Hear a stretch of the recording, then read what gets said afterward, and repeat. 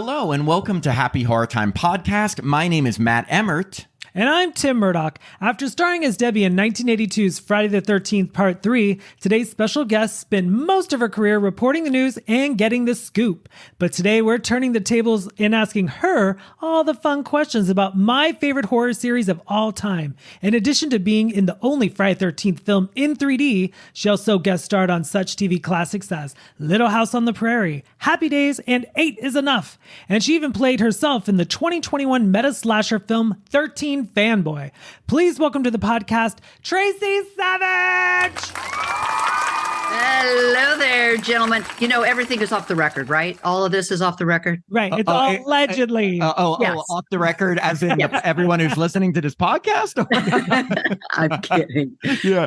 Well, look, we're so thankful to have you on. Thank you so much for taking the time, Tracie. We really appreciate it. Oh, my pleasure. It's great to be here. I'm excited to talk Friday the 13th, Part 3. Well, you know, starting from the very beginning, we read that you were born in Ann Arbor, Michigan. Wikipedia is not always accurate. That's what I tell people. Oh my God! Correct us, please. Don't always use. Well, I was born in Chicago. Oh, and my family's from Michigan, and I did live in Ann Arbor, and so essentially you could say I was born in Ann Arbor. I went there for college, and I moved to Ann Arbor to attend the University of Michigan. My family's from Michigan, but I was born in Chicago. So that Wikipedia thing is funny. It catches a lot of people because it's not accurate, and I guess I should go in and correct. We're getting the scoop. Where are you? Okay, out there, people. Somebody change your Wikipedia page. No, but please, saw that. You know, you lived there a little bit, and then your family moved to LA. What prompted the move out to LA? Well, we were living in a suburb of Detroit, Livonia, Michigan, and my older brother, and I and my younger brother, we were doing some print work in Detroit. And my older brother was really talented, had a great singing voice and just a real presence on stage. And he ended up getting hired to go on the road with the musical Mame. He ended up doing 7 national touring companies of Mame with Angela Lansbury, Ann Southern, Ann Miller, Joanne Worley, Juliet Prowse, Jane Russell. It goes on and on. Anyway, so we were working in the business in Detroit, but you really can't work in Detroit. There's not much there. So my dad was in advertising. Not much there. I meant showbiz. There's Motown. That's in Detroit. So my dad was in advertising, and he could do that on either coast. And so we decided it's either New York or LA if we're going to pursue showbiz. And we figured we'd rather starve where the weather's nice. And we moved to Los Angeles when I was 7, and my older brother was 11. And my little brother, Brad Savage, who worked a ton as a child actor, he was 3.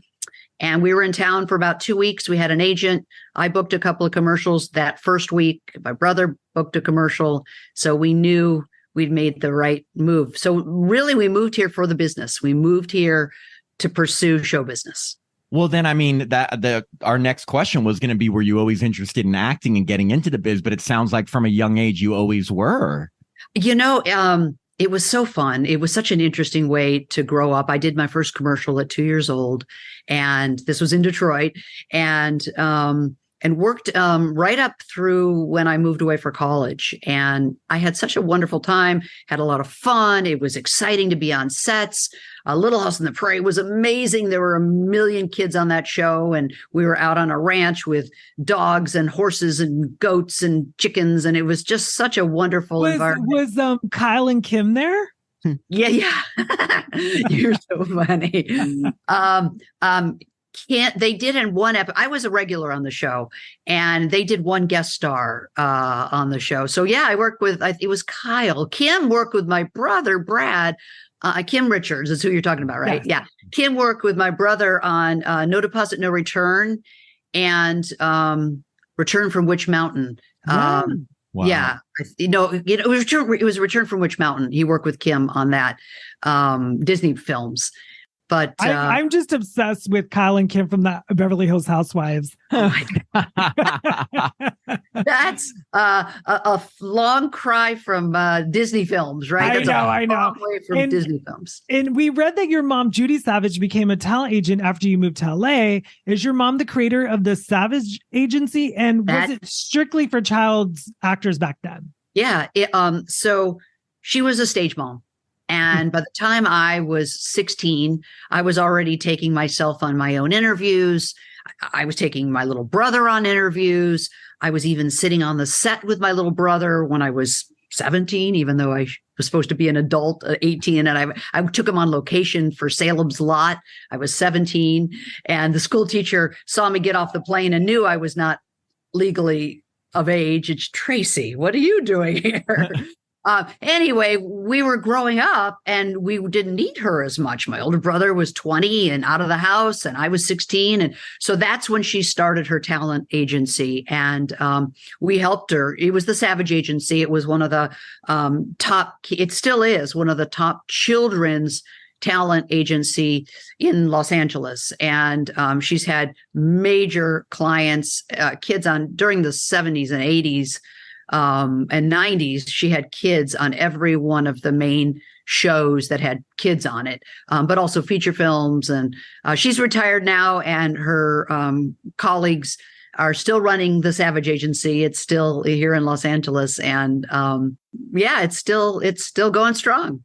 So what you're telling me is I can't sign a 5-year contract with them? It's been about four decades since you could play high school. Absolutely. Oh, I think you need to put your glasses on, Tracie. Well, am I seeing, is this blonde or a little bit of gray? It's gray, but you know what? I'll take it. I love it.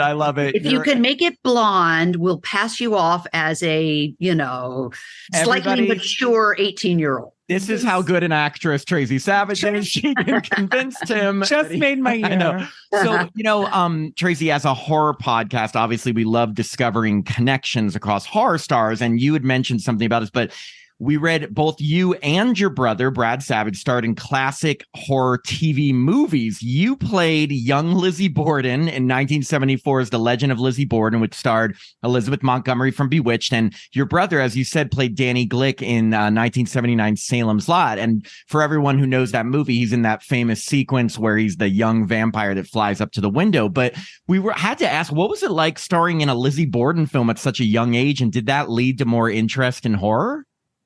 Well, it was amazing to work on that film. I never got to meet Elizabeth Montgomery because I played her as a young girl, and so we were never in the same scenes. But it was an interesting experience. I was on Little House at that time. I was under contract for Little House on the Prairie, and they needed me to have red hair because Elizabeth Montgomery had red hair as an adult in that film. And so I couldn't dye my hair because I was working on Little House. I went there for a week and then I went back to the set on Little House. So I had to wear a red wig, which was kind of weird for a kid. And then there's one scene where I had to, my father in Lizzie Borden was dealt with dead people. He embalmed dead people. He ran a funeral home, and he was an embalmer. And he brought me down to the basement, and I had to reach out and touch this dead body. And as I freaked out, I pulled a drainage tube, and it sent blood all over me. And that was the beginning of me getting drenched in blood. And it's happened several times since then, including just recently on 13 Fanboy. Yeah. I got drenched in blood. So yeah, I would say that was the beginning of my horror genre experience. And that movie was on TV, right? It was back when they did like movies of the week. I miss them. Yeah. No, I know. They do. And well, it's like now. It was so violent. I mean, I just watched it recently because you were in it. And I was just shocked that she's getting naked and in the axe. I mean, I loved it, but I feel like, Lifetime does that all the time with every movie. I know. No, it is true. That, I mean, the Lizzie Borden tale is a scary one, but it's crazy that you had that. And then obviously you had this big horror movie. And speaking of moving on to Friday the 13th Part 3. So now we read that it had a working title during pre-production, Crystal Japan. Is that correct? Right. That's right. So when you auditioned, did you know it was a Friday the 13th sequel? Really good question. Absolutely not. I had no idea. In fact, by the time I went on that interview, I was already retired as an actress. I was getting ready to move to Michigan and transfer to the University of Michigan. And I was pretty much out of the business. I was done. I'd worked my entire childhood from the time I was 2 years old, and I was 18 years old, and I'm done with the biz. I'm going to be a journalist. I'm going to be a broadcaster. And so don't send me on interviews, Mom. My mom's an agent now. She's representing me. Don't, Mom, I'm done. She calls me up. Hey, there's this movie. It's shot locally. They're looking for teenagers. And so I submitted you and they want to see you. And I got the script and it said Crystal Japan on the outside. Remember, this was part 3. So the series, the franchise hadn't exploded as much. I mean, it was getting big, just like Halloween, and it was building. But now what? There's a dozen of them or more. You guys would know better than I would. There's 12 Freddy versus Jason, but yeah. So at that time, I didn't know I didn't know the movie. I didn't know what it was. It was only, I think, after I was hired that we figured out what this film was. Really? So can you take us through the audition process for Debbie? Like what you had to do in that audition?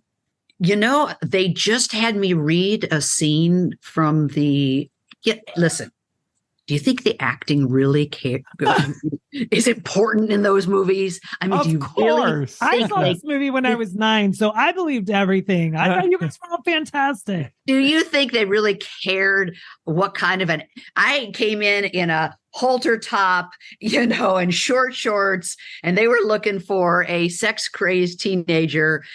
I'm sure they didn't care if I could act or not.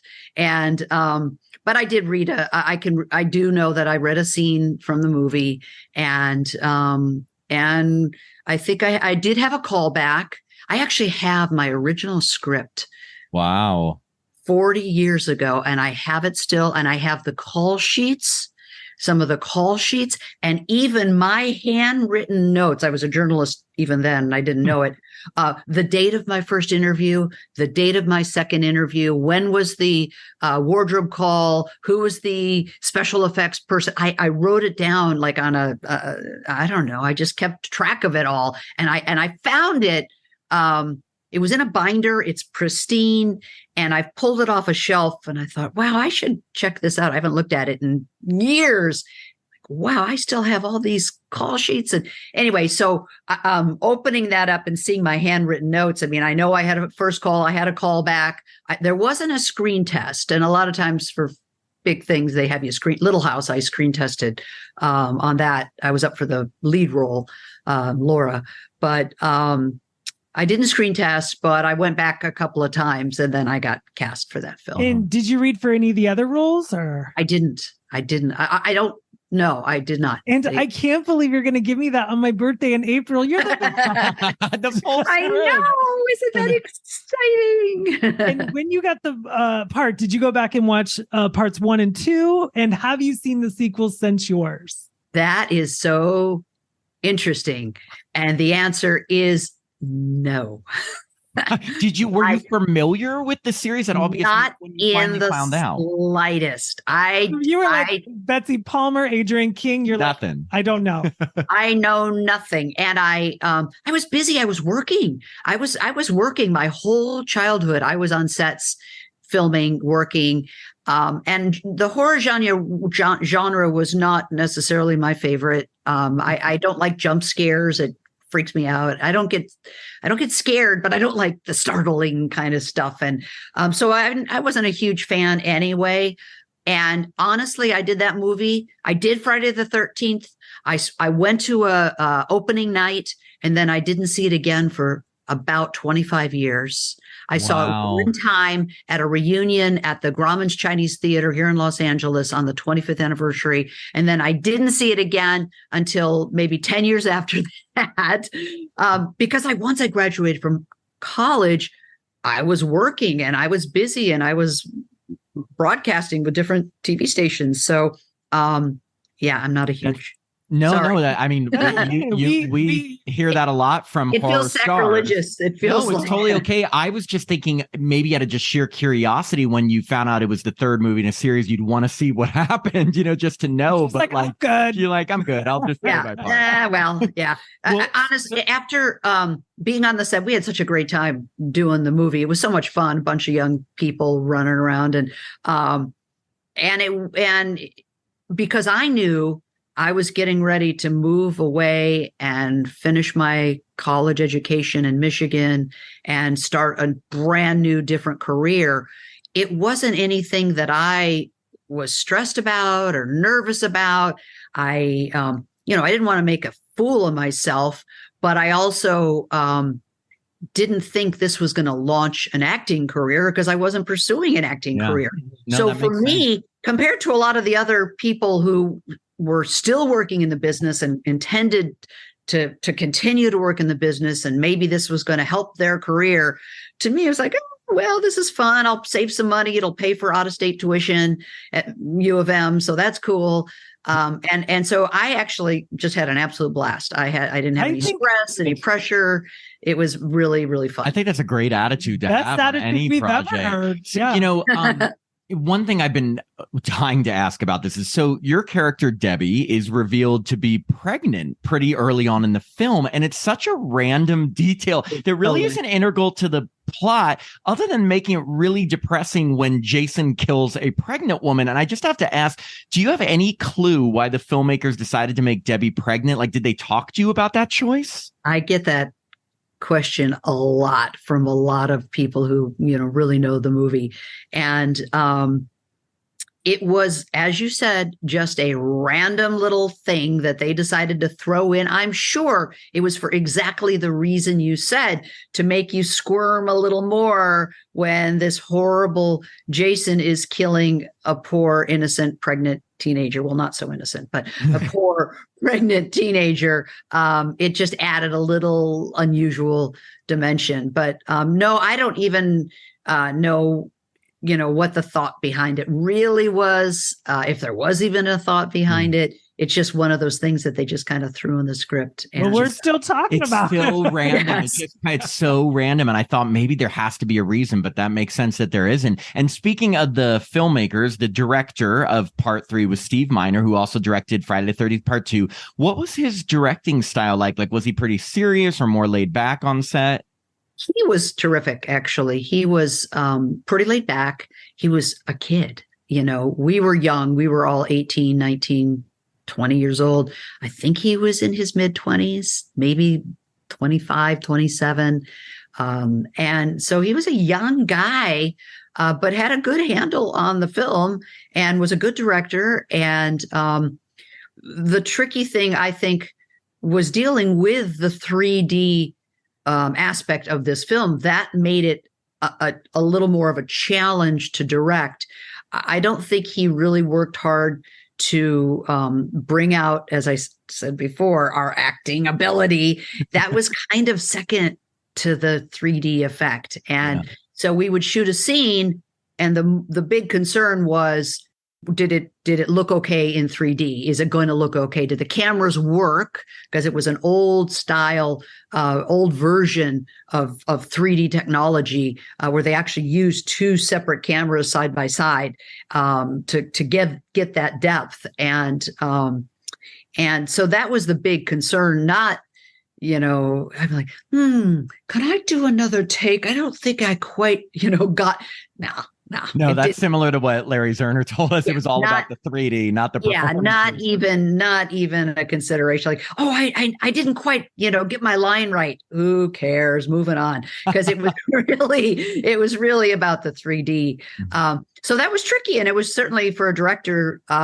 He had to be conscious of that, in addition to making sure that we, said the lines right and that kind. And but he was a nice guy, Steve Miner, and he's had a good career. Yeah. Halloween H2O. Yeah, he did Halloween H2O. He's done all genres, but he returned to horror with that one. And we had Frank Mancuso Jr. as our producer. Yeah. And of course, big Hollywood family.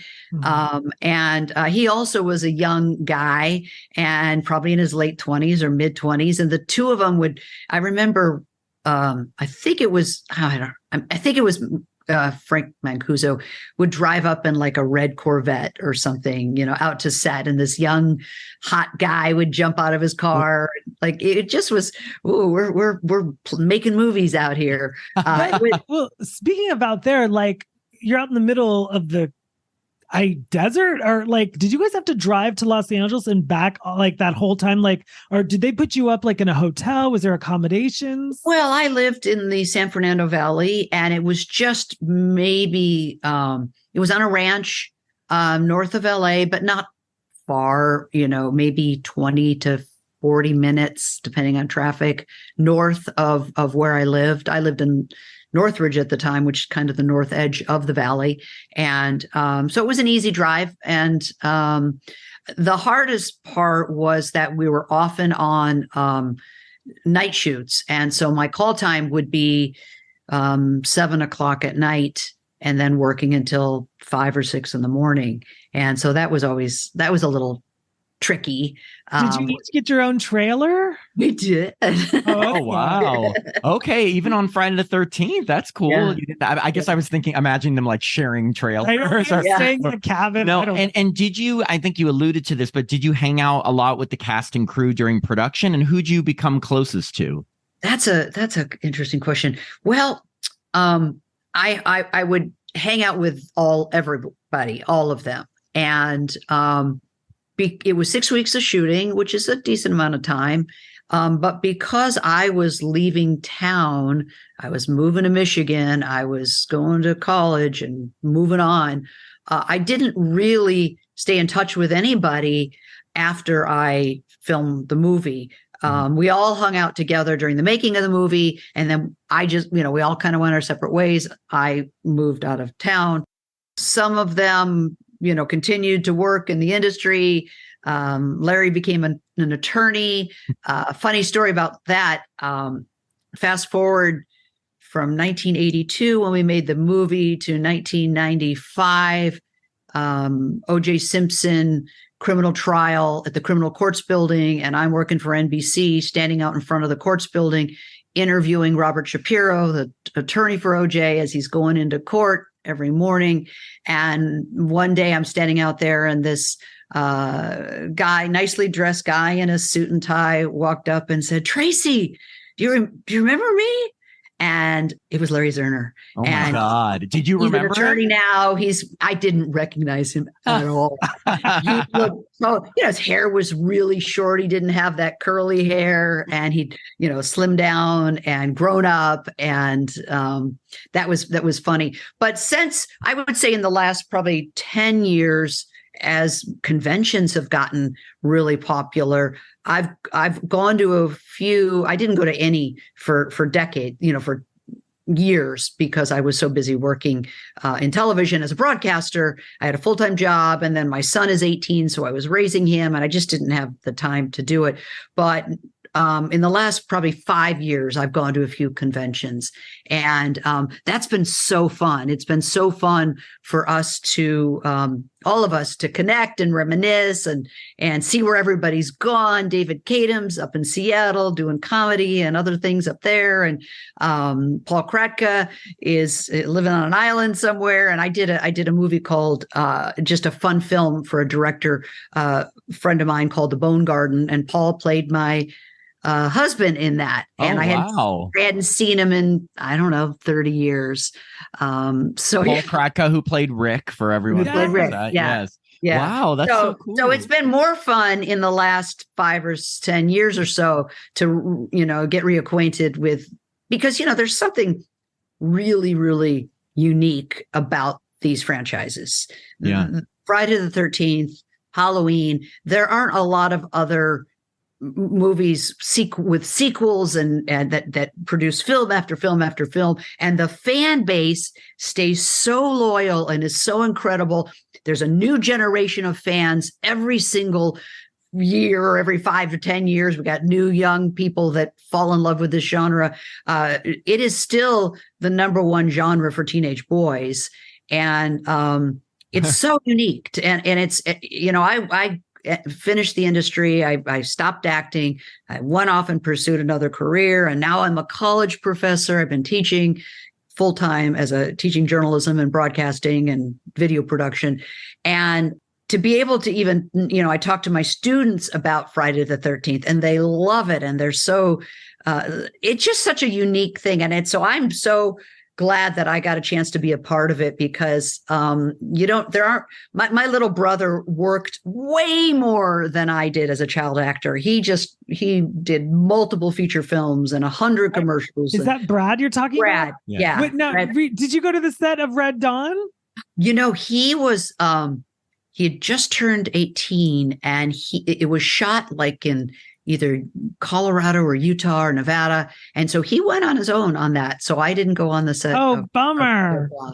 What a cool cast. Patrick Swayze, C. Thomas Howell, Leah Thompson. Getting back to what you were saying, because I have a feeling you were going to, or he's been in a ton, but Friday the 13th is the one that, still draws attention, and there's still fans. And he and I have gone to a couple of conventions together, and we laugh about it, because his credits are a mile long, and yet they're like Friday the 13th Part 3, and it's great. And I'm so glad that I had the experience, and it's something I can share with my students. They love it. Yeah. Show them the scene where I've got blood, I get the knife through the neck. And of course, and we'll get to that. But before we do, a couple kind of dumb questions about your on-screen boyfriend in the movie, Andy, who was played by Jeffrey Rogers.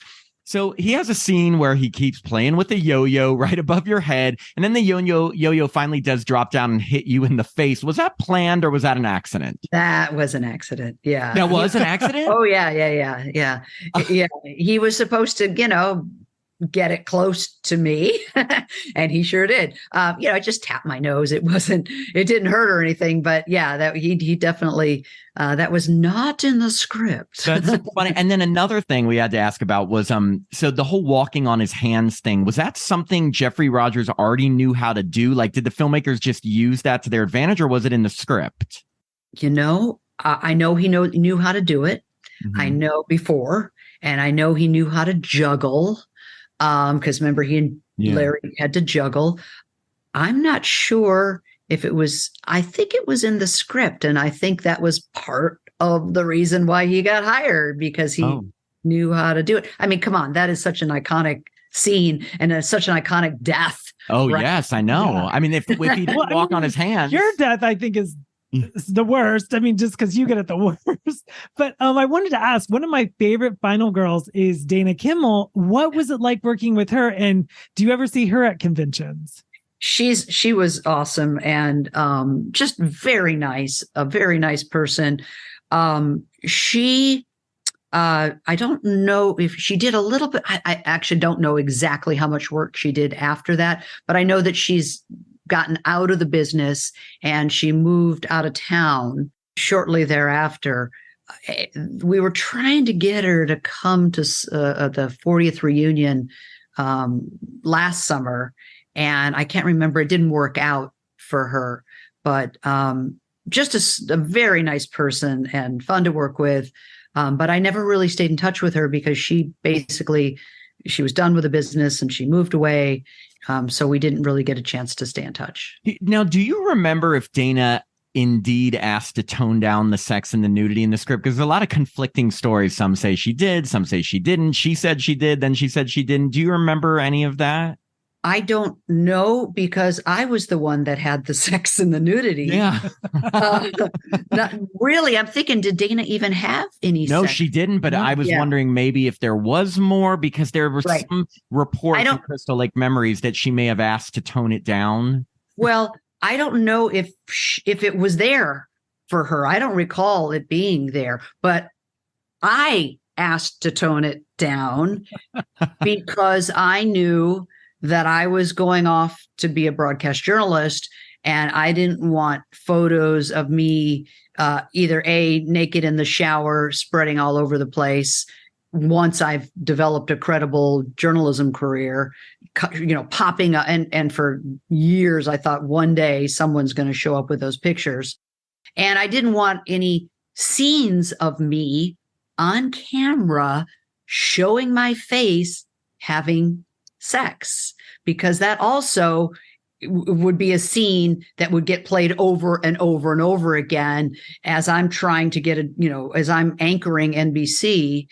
Yeah. And now, so I was 18 and I didn't have my mom there to, argue for me. So I had to basically, I had to put my foot down, and it's funny, I should say put my foot down, because what they ended up doing is just shooting my feet.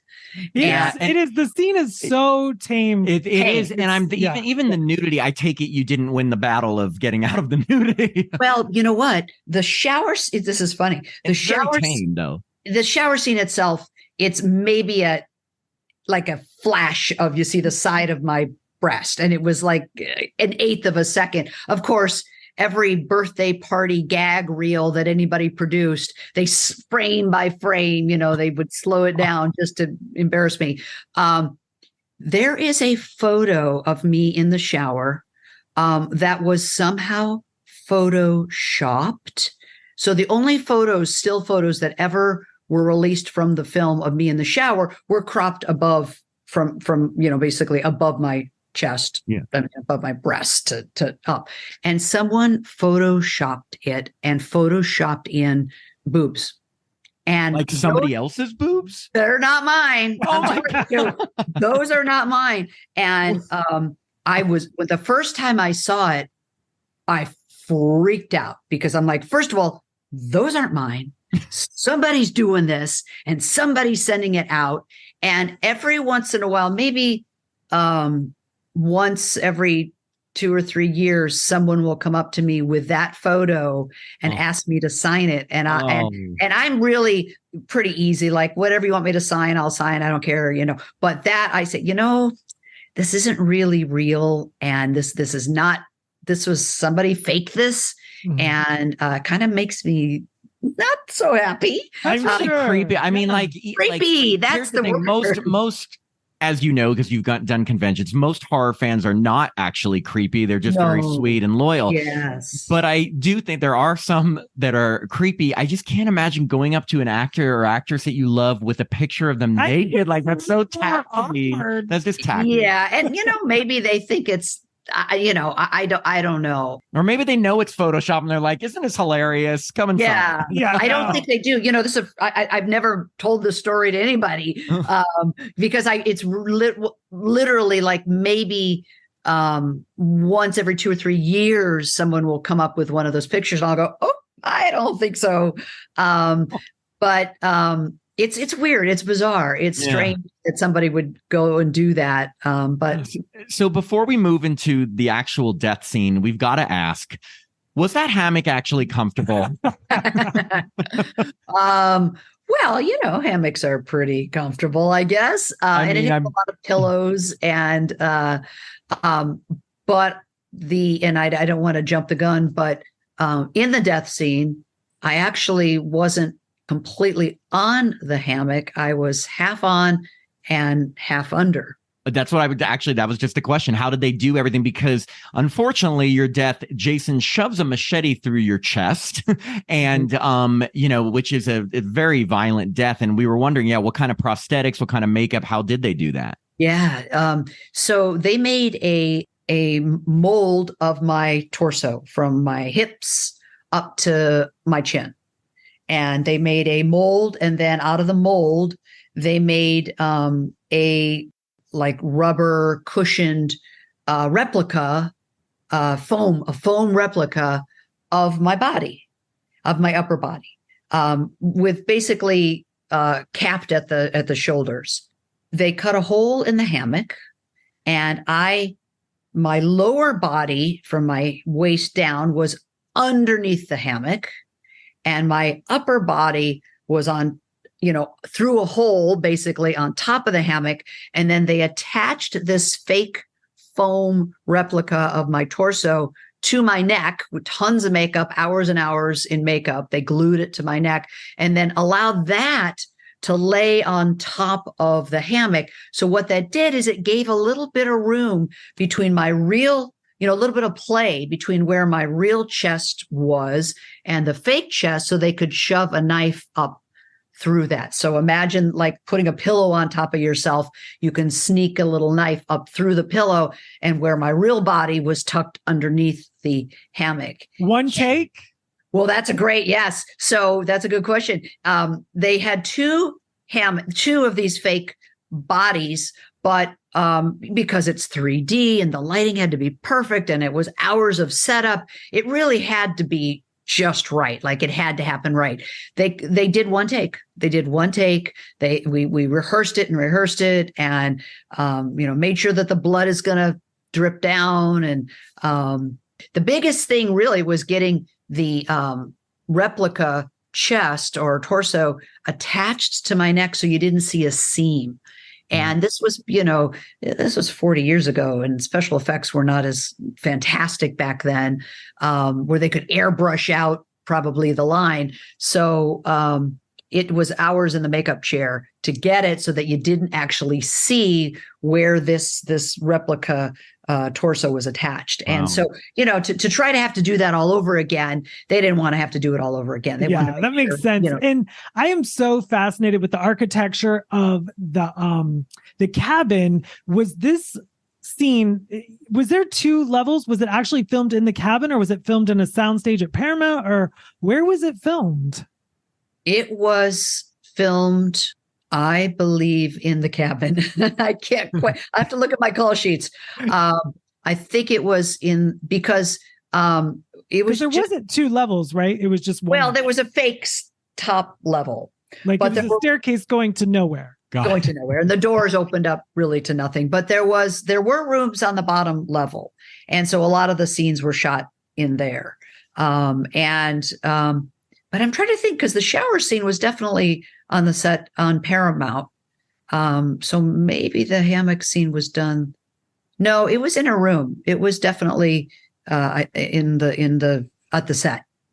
You probably didn't know this, having not seen the original, but your death scene is a callback to Kevin Bacon's death scene in Friday the 13th Part 1. Yes, 6 degrees of separation. There you go. Did someone tell you that while they were filming, or was that something you found out later? Well, she hadn't seen it. Oh, I hadn't seen it, and I hadn't seen. But Steve Miner had. Yeah. So, I mean, right. No, I didn't find it out decades later.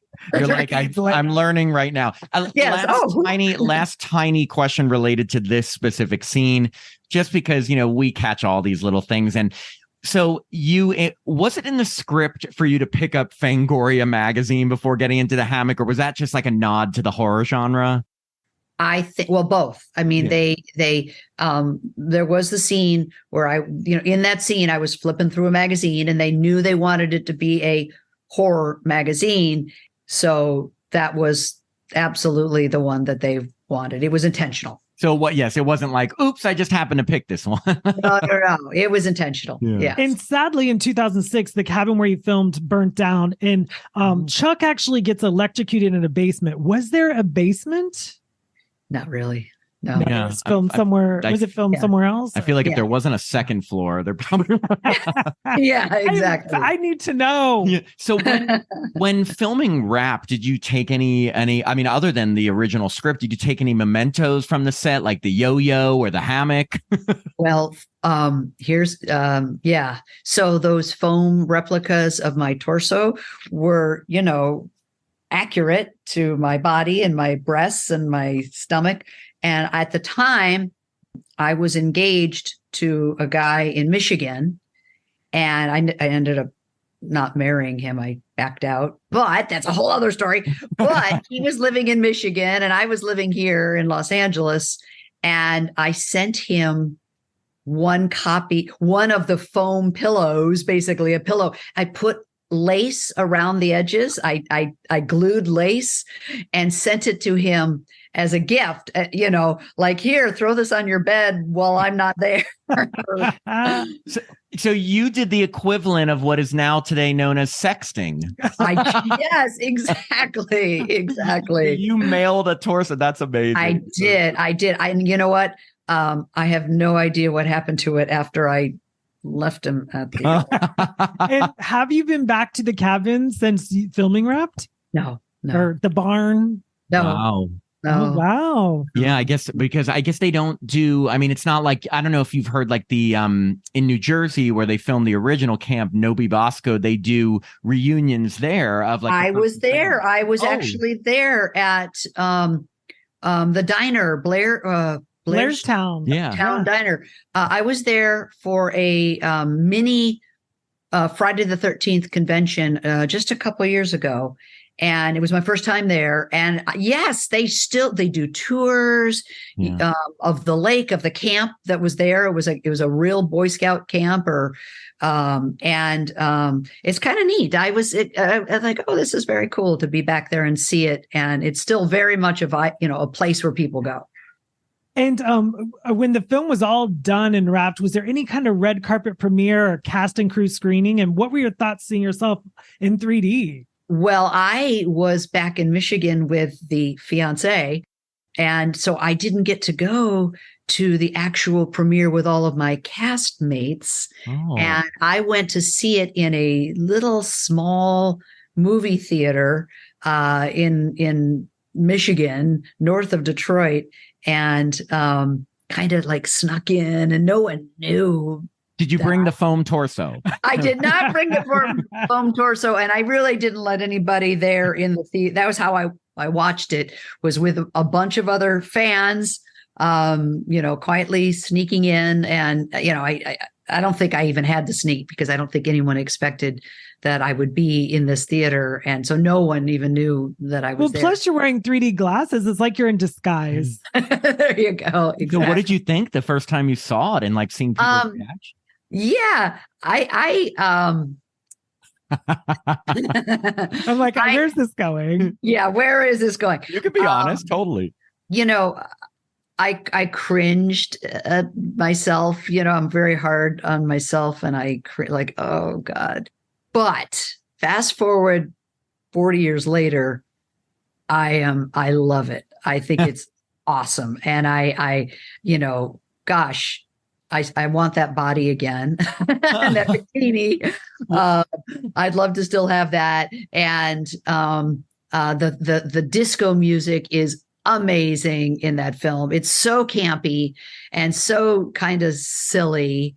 At the time, I was off to be a broadcast journalist and wanting to be taken seriously. So I really didn't even talk about it much for a few years because I was actually, as a news reporter, I got my first job in Toledo, Ohio, and then I moved back to Flint, Michigan, and I worked there for a year. And then I was down in Dayton, Ohio. And no one knew that I'd had the acting career, because I didn't want people to think I was, I wanted them to know that I was a serious journalist. And now I could care less what people think of me. But, when you're young and you're worried about being taken seriously because you are young, and I didn't talk about it much. It wasn't until I'd been in Dayton, Ohio for a couple of years that someone figured it out and put it together. And then, it was not a big deal. It was kind of fun. The funny part was that fast forward to the O.J. Simpson trial, I had to testify in that trial. And the defense team, O.J.'s attorneys, wanted me to reveal my confidential sources, because I'd been breaking news stories and with my confidential sources, and they wanted me to spill the beans. And so I testified, and pretty nerve-wracking experience. But the National Enquirer, tabloid newspaper, ran a story. Now, mind you, this was 15 years or 12 years after I'd done the movie. I'd gone to University of Michigan. I'd worked in 3 different news markets, and now I'm working in Los Angeles, the second largest market in the country. And their headline was topless news reporter testifies in the O.J. Simpson trial. Oh my God.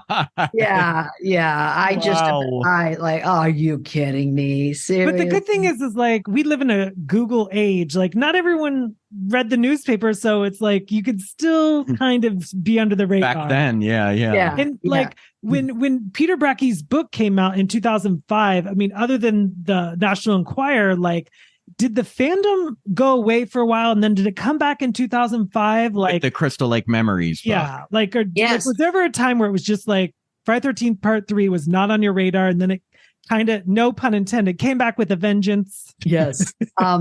Well, the horror conventions really didn't take off until about that time. Mm-hmm. There weren't many horror conventions in the 90s. The film was 82. There was no conventions, I don't think, in the 80s. Certainly very few, if any, in the 90s. All of these big conventions weren't around. And the first, I did one convention in 2005 here in Los Angeles. And I remember it because I had just delivered my son. So I just had a baby like a month earlier, and I went to the LA convention. And that was one of the first few that I had even been aware of. And so I would say people knew about the films because there was one movie after another all through that time. But there wasn't an outlet for the fans like there are now. All of these conventions, I mean, there are, I don't want to overestimate and say hundreds, but there's easily dozens and dozens. In every city in the country will have a horror convention, and they're so popular and they draw huge numbers because, like I was saying earlier, the fan base is a new generation. Every 10 years, you get a whole new flock of teenagers that love it. And so during the 80s and 90s, I'd get letters from people who had seen the film, and but it's nothing like it is now. And just out of curiosity, why do you think personally that the Friday the 13th series and your installment Part 3 in particular is still so popular over 40 years later? Well, it was the highest grossing 3D film of it at the time, which, doesn't mean much now, but at the time, which made it really unique. It had that 3D hook that was so special and so different. I think it was an 80s film, and it had the 80s camp to it, the 80s music that made it unique and special. Jason was such an iconic killer and so unique, and the hockey mask is so unusual and different. There's so many reasons why the fans just love it.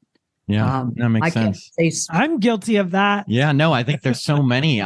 We do want to ask you a few questions about 13 Fanboy, if that's okay, because Sure. Speaking of how popular horror fandom has gotten and sometimes how scary it can be. Deborah Voorhees from Friday the 13th and New Beginning, Part 5, made a meta slasher about this subject in 2021 called 13 Fanboy, which starred yourself and many other Friday the 13th alums like Judy Aronson, Kane Hodder, CJ Graham, Ron Sloan, and you all played like fictionalized versions of yourself. How did you first get involved with 13 Fanboy? Great experience. So fun. Deborah, about a year before we even shot anything, reached out to me, and I think she found me on Facebook, and she called me, or she sent me a message, and I said, let's chat. And I really didn't know who she was because I hadn't seen Part 5. Sorry. Have you seen it since? No, still haven't. Sorry. But she called me and just was so great. And it was so fun to talk to her and so interesting. We have sort of a similar experience. She was a journalist for a while, and she told me what she was doing, that she was writing this script. It really was just in the beginning stages, and would I be interested in coming and playing myself? And I was a college professor, and that's what I do today, and I have been for the last 10 years. And I said, why not? Of course, it's fun. Of course, I'll do it. I'd be happy to. What a blast. Sure. I love it. And so we had a nice long conversation, and then I didn't hear from her for a year. And I thought it was going to be shot maybe in January, because I had told her, and she said, I thought it was going to be shot in the first of the following year. It was in the summer. And I thought it was going to be shot like 6 months later. And I never heard from her. Time goes by. And then in maybe May, she said, okay, we're shooting this film. What days can you come in? And we need you on set for 3 or 4 days. I was kind of surprised that she had pulled it together. And she did an amazing job source funding the film and offering walk-ons for fans. And I thought it was really a brilliant way to pay for the production of this movie. And then also bringing in all of the alumni was really, really fun. And I just had a blast. I had so much fun. And, because I teach video production, I shot a bunch of pictures that I could show my students of the set and the grips and the gaffers and the script supervisors. I use that as teaching in my classrooms today. But it was really, really fun to do. And my death scene in that movie is the best death scene ever. You thought Friday the 13th death scene was good. Wait till you see that. Well, that's what I was going to say. Which one? Because we spoil everything on this podcast. If you haven't seen it, it's too late for you. But podcast has seen both. Well, so which one was more fun to film? Either your death via machete through the chest in part 3, or your death via drill to the head in 13 Fanboy. Oh, a drill to the head, just way beyond. Because look. By this time in my life, I am on to my third career, from acting to broadcasting to now a full-time college professor. So I had nothing to lose. I didn't care. It was just a chance to not have to feed my dog and, do the dishes for 5 days. And so I was thrilled to be on set and out of town. And it just was fun to be on set with all these people that I kind of knew. It felt like being with a bunch of family members, because we all had, done different versions, and we'd been talking about the telling stories. And so it was just so much fun. But then my death scene, I had blood from head to toe.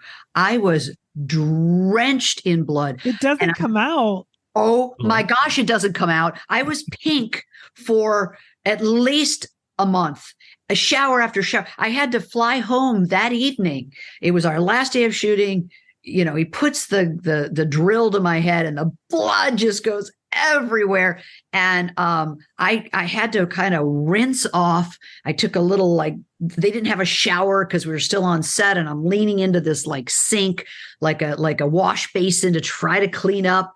But I was pink, and it wasn't just my skin that was showing. It had just basically gone through my bra and my underwear and the dress. Oh my God. And my whole body was pink. And, it was red blood, but it dyed me pink. And I was pink for, weeks it just took a long time for it to come out. But what fun. It was so, so fun. And there's a great scene. Yeah. It's a great scene. If you watch the movie, and since we're spoiling it, there's a fun little outtake at the end. So the actor who played the killer, after I'm dead and I'm sitting there in the chair, laying there, dead, he's talking to me, and he's coming up to me, and he has this whole monologue. And so we do it once, cut, perfect, moving on. And I turned to Deborah and I said, can we do it again? It just didn't feel right to me. Okay, now I'm dead, right? What do you mean it didn't feel right? Nothing would sit there. So she's like, well, okay. And I turned to a gentleman that was shooting behind the scenes clips, and I gave him the signal to roll on this, roll. And so they call action, and the actor is it's Vincent DeSantis, who's produced a bunch of films and great guy. And so he's, walking around me saying his lines, and he's right in my face. And I turn up to him and I give him a kiss on the lips. And it freaks him out because he's so in character and he's so not expecting it that he like screamed. Like it was anyway, a classic fun outtake that actually they play, but they play it at the end of the movie. It needed, in my opinion, more buildup because it was really quick, and then I kiss him. You needed to see that. Here I don't know. Anyway, it was fun. It was a blast. No, that is amazing. That's great. Yeah. We had Deborah Voorhees on the podcast, and she was telling us about how she has had some kind of scary occurrences with fans. Have you ever experienced any fans in real life that went a little too far? Not counting the fake boob pictures that they give you. Well, that's going far. That's going a little too far. Yeah, and honestly, knock on wood, that's really been it. I've had nothing bad, thank goodness, and I've had no uncomfortable situations. And when I go to any kind of horror convention, the fans are just awesome. They are so awesome. They're just so nice and fun, and it's just a great experience. So luckily, no, I have not had. I would get lots and lots of mail when I was on the news in Dayton, Ohio, from inmates from the Ohio penitentiary. But, they're behind bars and they were fine. And hopefully. I'm from Ohio. I didn't write you any letters and I've never been in prison. There you go. I was going to ask you, obviously you've done horror conventions. What is the number one question you get asked? Well, the pregnant one is very, very common. Yeah. Everybody wants to know, is that, as if I knew the secret, but I don't. It was just a random thing. So I get asked that a lot. They do want to know, was it fun? What was it like? They want to know about my death scene. They want to know about they always want to know what was the actor who played Jason. What was he like, and how was it like to be on the set with him? And that's a really Richard Brooker, right? Yeah. Richard Brooker. Yeah. And do you know whatever happened to your on-screen boyfriend, Jeffrey Rogers? Because I don't think he's done a convention. He wasn't in Crystal Lake Memories. Do you know what happened? Yes, he's had an amazing career. I think he's a doctor or a dentist. And I think he's living in New York. Not entirely sure, or maybe Seattle. I know he's out of town.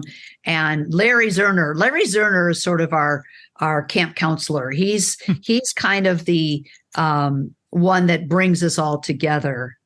Shelley, the guy who played Shelley, he's here in LA, and he's super enthusiastic. He knows all I'll bet you got way more trivia out of him because he knows a ton of really good trivia. And he actually was able to hunt down Jeffrey, who also was known as Danny at the time too, Jeffrey Rogers.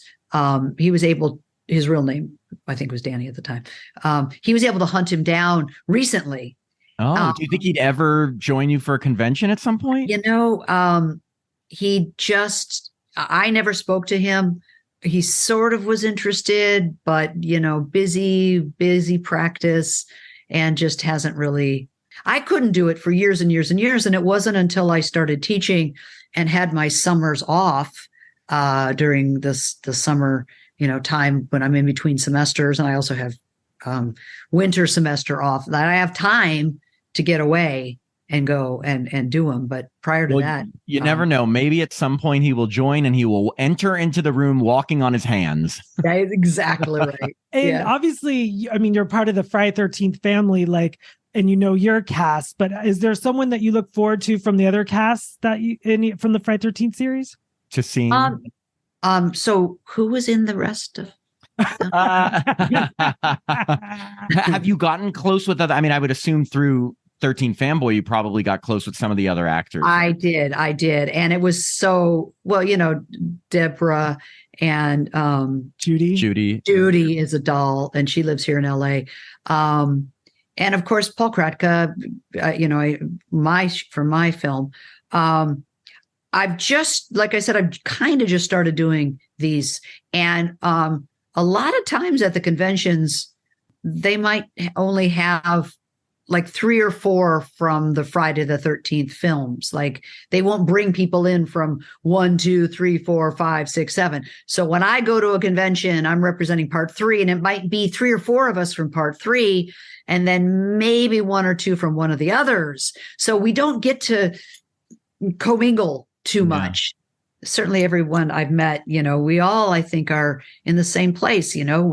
We're mature adults, and we are so grateful to have had the experience that we had when we were kids. And I think it's nothing but a positive, fun thing to talk about. And so it's kind of fun when I do come across and meet them. It's fun to reminisce a little bit about just, we kind of look at each other like, can you believe we're here and there's a million fans, and this franchise is still generating this much attention? How crazy and wonderful is that? And would you ever do another horror film? Absolutely. Never say never. Absolutely. If I can, I'll do, if I can do it in the summer and I don't have to take off time from work. That's why I did 13 Fanboy. I told her I couldn't work during the spring or fall when I'm in class. But I have my summers off, so that worked out perfect. I did another movie called The Bone Garden for a friend of mine, an editor friend who wrote and produced and directed this film. And I was back in Pennsylvania and Baltimore for about 2 weeks shooting that film. And that was probably 10 years ago. And then I did another sort of short film that was a horror film, maybe 5 years before that. So I'm game to do it just for fun, right? It's as a lark. It's I don't take myself seriously. I never thought I was a particularly amazing actress. I would have stayed in the business, I think, if I thought I was a great actress. So to me, it's just fun. I don't want to look horrible. I don't want to make a fool of myself. That's kind of important. I don't want to absolutely, embarrass myself. But if I can go and have fun and be on set, and, the energy on a set is so much fun. And even if it's a little tiny budget film, it's just really, really fun to be on set. That's such a good attitude to have. And we love that, because especially we love talking to stars who are like willing to do horror and have embraced the genre, or are happy and proud about it. You had said that being a college professor, you'll mention being in Friday the 13th Part 3. Is that something, have you had students like right at the beginning like recognize you from it, or is it something you usually bring up in class? A little of both. Students will Google me or try to, find out about me. And so if you run my name, you'll see all my credits, and you'll see just a lot of photos. So those who are interested or curious will. But in my introduction video where I introduce myself to my students, I include, I say I've been a journalist, or I've been a college professor, and I taught at USC Annenberg School of Journalism, and I list my credits. But I started out as a child actress. And before I went off to become a journalist, I did a little movie called Friday the 13th Part 3. And you see me with, the knife sticking out of my neck. And I say, don't worry, kids, I healed fast. And then the next shot is with me with a guy dressed up in a Jason costume with his arm around me, and I'm smiling. And I say something like, Jason and I are great friends now. That's so cool. And it's fun to take your class. I know. It's like, can you imagine like having a professor who was in one of the It's so fun to see the look, it's a community college where I have people of all ages, and, some people could care less, but and not everybody loves horror, but the true horror fans, it's fun to watch them.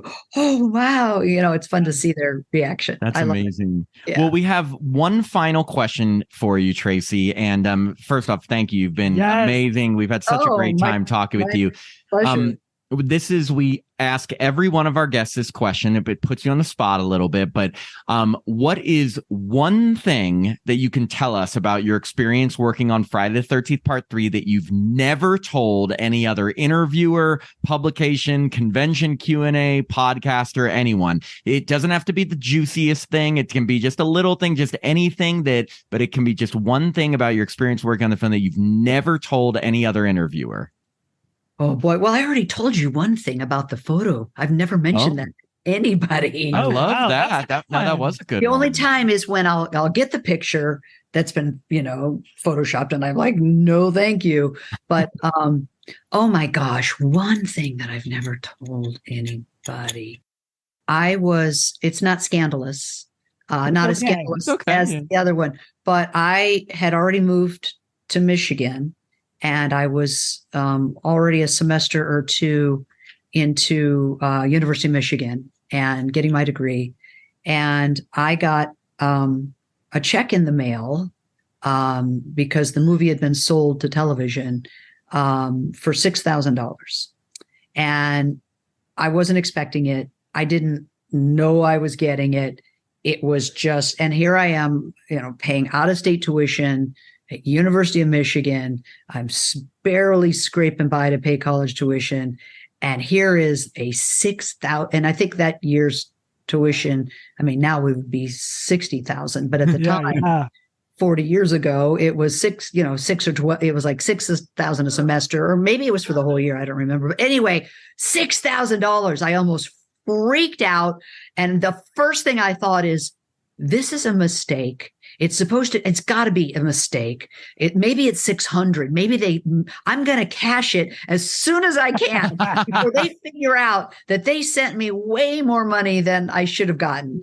And it paid for my last year of college. Wow. Oh, that's awesome. Was such a gift, was such a blessing, an unexpected little blessing that helped me pay for tuition to get my college education and then go off and pursue my career. I love that. Yeah. That was really cool. And I've still can remember it like it was yesterday, getting that check and opening it up and, what is this? Where did this come from? I just wasn't expecting it at all. So and you probably still get residuals to this day, right? I do. Yeah, I do. Wow. Friday the 13th, part 3, the gift that keeps on giving. Yes.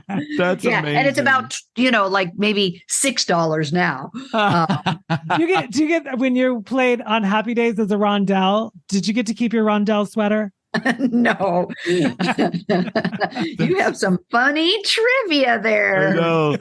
Well, Tracie, we just want to thank you so much for taking the time to chat with us. You've been an amazing guest, so thank you. Of course. And how long have you two been doing this? It'll be 3 years on Halloween. We started Halloween 2020. It was like a pandemic thing that just kind of, it was first us just talking about horror. And our very first interview, you probably won't know, but was Kimberly Beck, the final girl from part 4. And she was a child actress as well. Yeah. Well, you guys are great. You know that you're really natural. It's obvious you're from LA because you've got like a really, it's great. I don't do a ton of these podcasts. Just too busy. But when Larry, I'll do anything for Larry because he's such a cool guy. When Larry suggested it, I'm like, oh, sure, I'll thank you. But you guys you're really good. You're very professional but fun, and that's makes it a pleasure to be a guest on. Thank you. That means a lot to us. Totally. You're like a real journalist. Yeah. Thank you. You're Seriously, welcome. thank you so much. We'll definitely be in touch about when the episode's going to be airing, and and we hope to meet you in person at some point. Awesome. Okay, well, take care. Have a great night. You got it. Okay, Bye. Bye. Bye.